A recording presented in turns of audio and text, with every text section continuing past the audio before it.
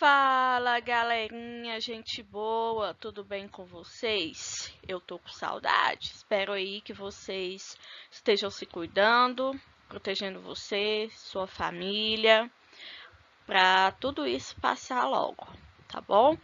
Então, como foi a prova de vocês? Foi tranquila, né? Então agora nós vamos corrigir a prova que nós fizemos. Vamos lá? Na questão número 1, nós temos o seguinte: a Terra é como uma cebola, é dividida em várias camadas. Entre essas diferentes formas que compõem a estrutura interna do nosso planeta, quais delas podem ser consideradas sólidas? Alternativa A: somente a crosta terrestre. A alternativa B, somente o manto. A alternativa C, somente o núcleo. E a alternativa D, a crosta e o núcleo interno. Pessoal, a maior parte da estrutura da Terra não se encontra na forma sólida, em função de um calor muito intenso. As únicas camadas com essa característica são a crosta. Por quê? Porque apresentam temperaturas baixas que permitem a solidificação das rochas, e o núcleo interno, que em função da elevada pressão permanece rígido. Então, quais dessas camadas podem ser consideradas sólidas, pessoal?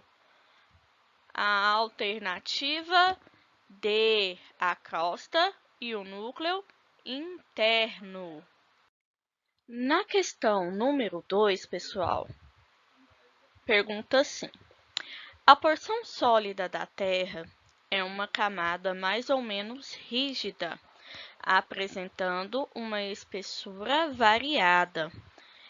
Tal camada é o magma, na alternativa A, litosfera, alternativa B, troposfera, alternativa C, e criosfera, alternativa D.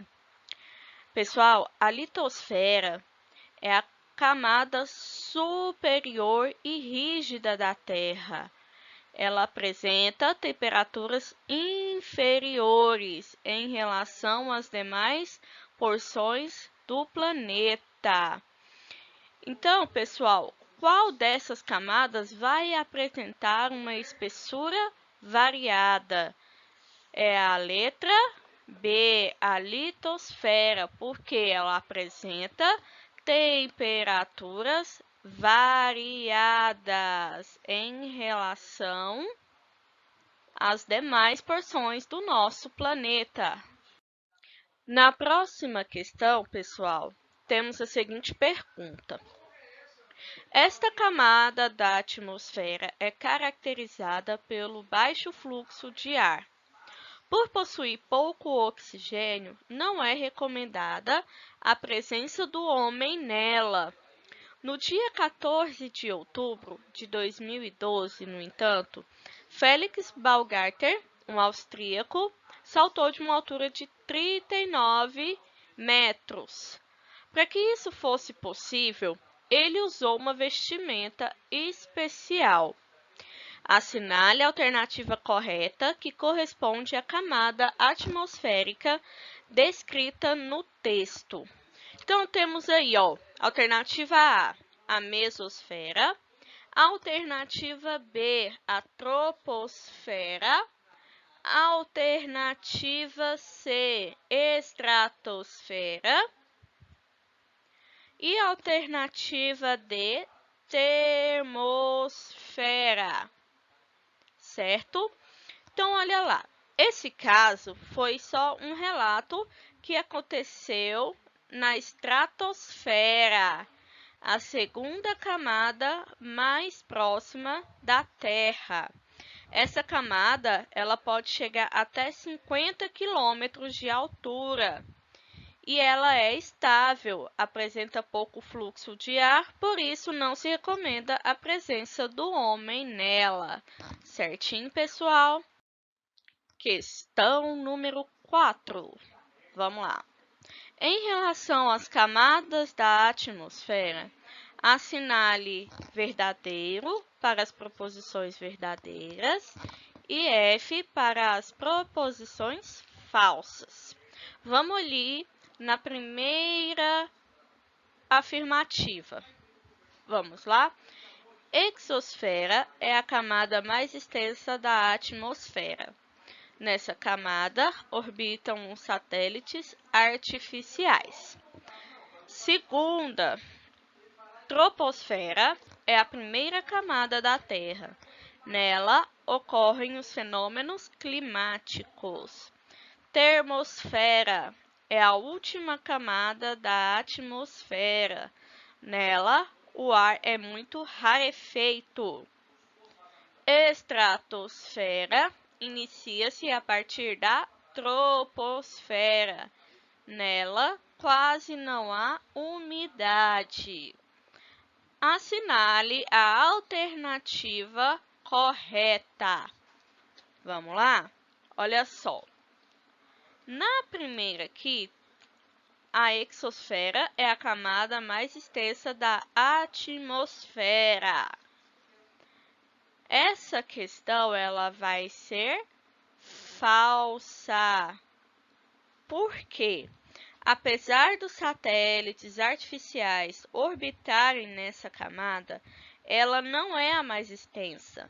A camada atmosférica mais extensa é a termosfera, certo?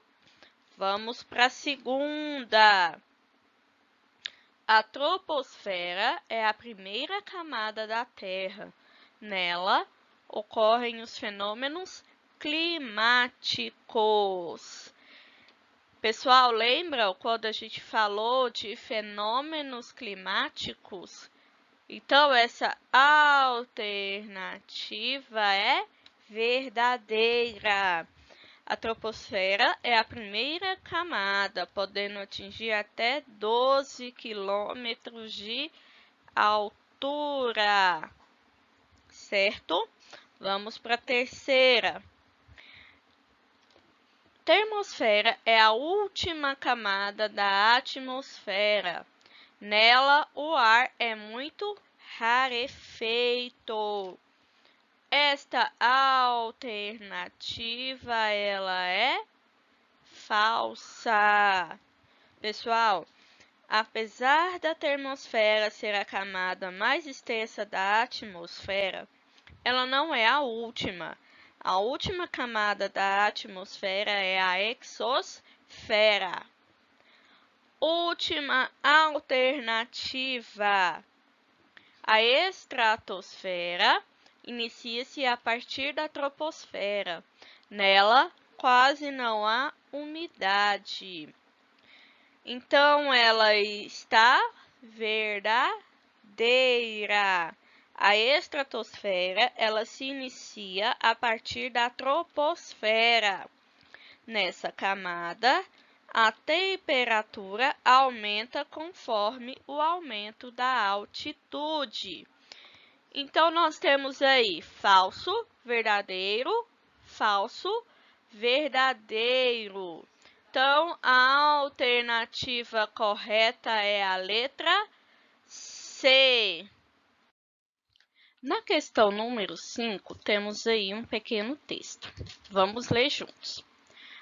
As também conhecidas como rochas magmáticas, são formadas pela solidificação, cristalização de um magma, que é um líquido com alta temperatura, em torno de 700 a 1200 graus Celsius, proveniente do interior da Terra.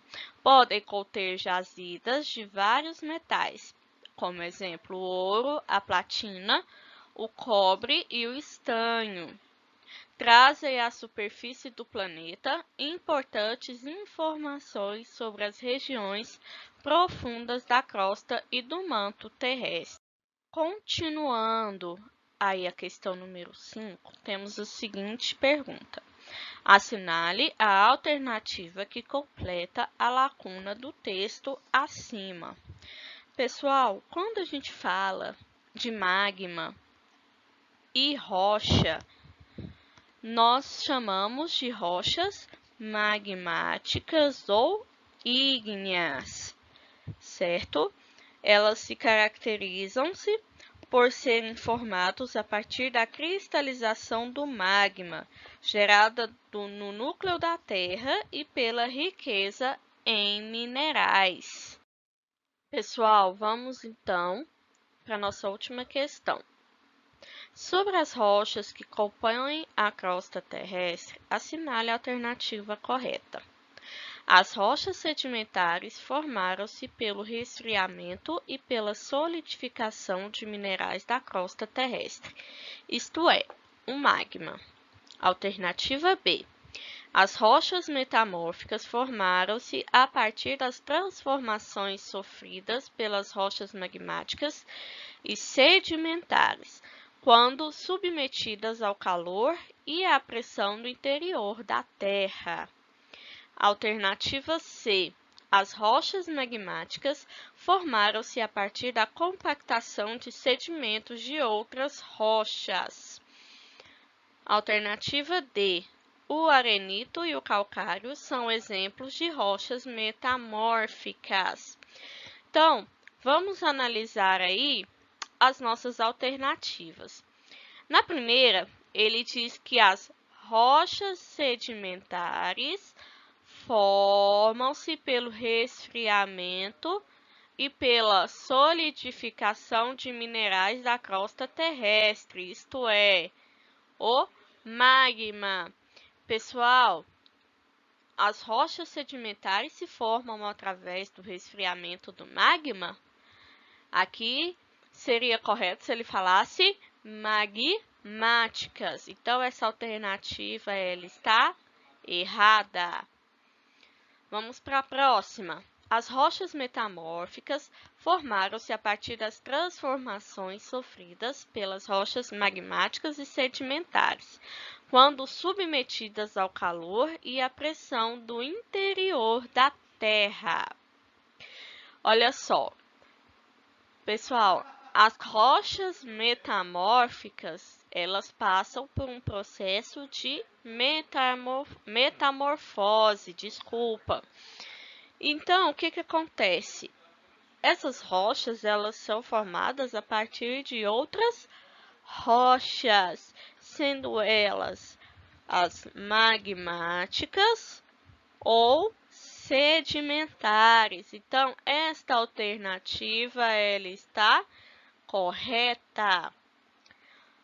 As rochas magmáticas formam-se a partir da compactação de sedimentos de outras rochas.